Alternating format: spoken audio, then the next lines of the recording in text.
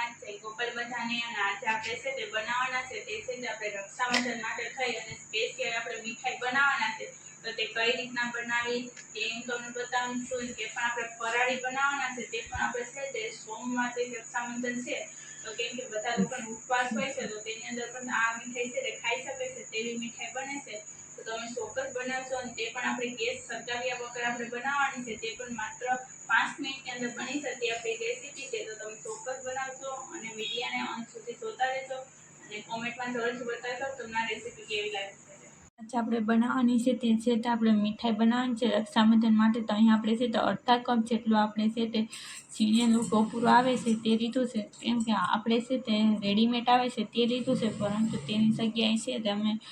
છે તે ઘરે પણ તમે કરી શકો છો ટોપરુંને અહીં આપણે આ છે તે મિલ્ક પાવડર આવે છે તે લીધો છે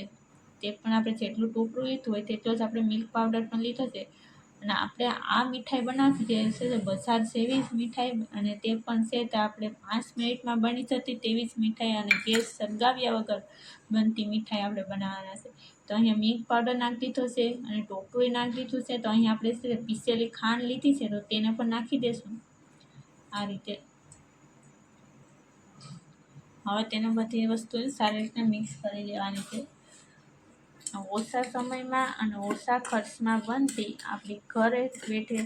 બની જતી એક રેસીપી છે આ અને છે તમે પ્રસંગમાં પણ તેનો યુઝ કરી શકો છો તેવી જ આ રેસીપી છે આને આપણે સારી રીતના મિક્સ કરી લેશું ચમચીની મદદથી અથવા હાથની મદદથી કરી શકાય છે તો અહીં તમે જોઈ શકો છો કે આપણે છે તે સારી રીતના છે બધી વસ્તુને મિક્સ કરી દીધી છે આ રીતે તો હવે જ તેની અંદર આપણે છે તે માત્ર ખાલી આપણે દૂધ જ નાખવાનું છે આ રીતના અને જો તમારે કોઈ પણ એવો કોઈ ફ્લેવર જોતો હોય તો તમે એસેસ આવે છે તે પણ તમે નાખી શકો છો તેની અંદર અને હવે તેને આપણે આ રીતના ચમચીની મદદથી છે તેને દૂધ સાથે સારી રીતના મિક્સ કરી લઈએ અને તેનો આપણે જે રીતના લોટ હોય છે બંધાય તે રીતના આપણે તેને બાંધી લેવાનો છે આ રીતના કરીને થોડું થોડું દૂધ નાખતું જવાનું અને લોટની જેમ છે બાંધી લેવાનું હવે તમે જોઈ શકો છો કે આપણે છે તે આ રીતના આપણે લોટ છે તે બાંધી લીધો છે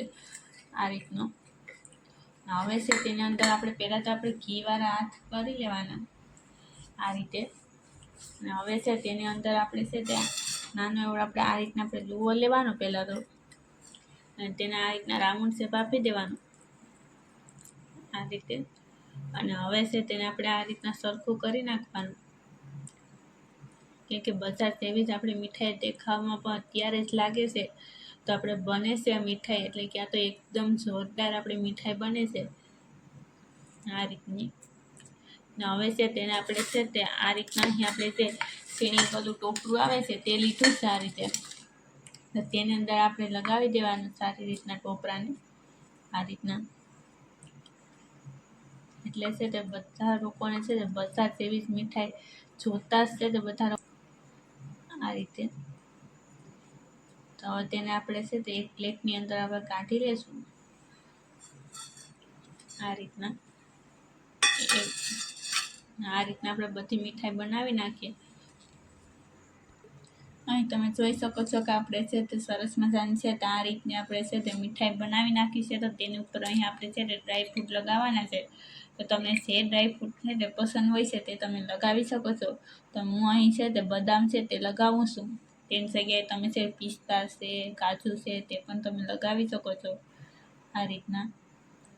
અને છે તે એકદમ ટેસ્ટી એવી જ આપણી આ મીઠાઈ બને છે કે જોતાં જ છે તે બધા લોકોને ખાવાનું મન થઈ જશે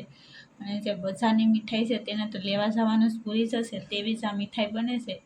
તો તમે પણ ચોક્કસ બનાવશો અને 5 મિનિટમાં બની જતી તે આ મીઠાઈ છે અને તમે જોઈ શકો છો કે જોતાં જ આપણે ખાવાનું મન થઈ જશે તેવી જ આ બને છે અને ફરાળી મીઠાઈ કહેવામાં આવે છે તો તેને તમે રક્ષાબંધનમાં યુઝ કરી શકો છો કેમ કે સોમવારથી છે તે રક્ષાબંધન છે એટલા માટે થઈને અને તમને બતાવું છું કે કેવી સરસ મજાની આપણી મીઠાઈ છે તે બની છે તે પણ હવે તે મીઠાઈને આપણે કટ કરીને તમને બતાવું છું કે કેવી આપણે આ મીઠાઈ બની છે તે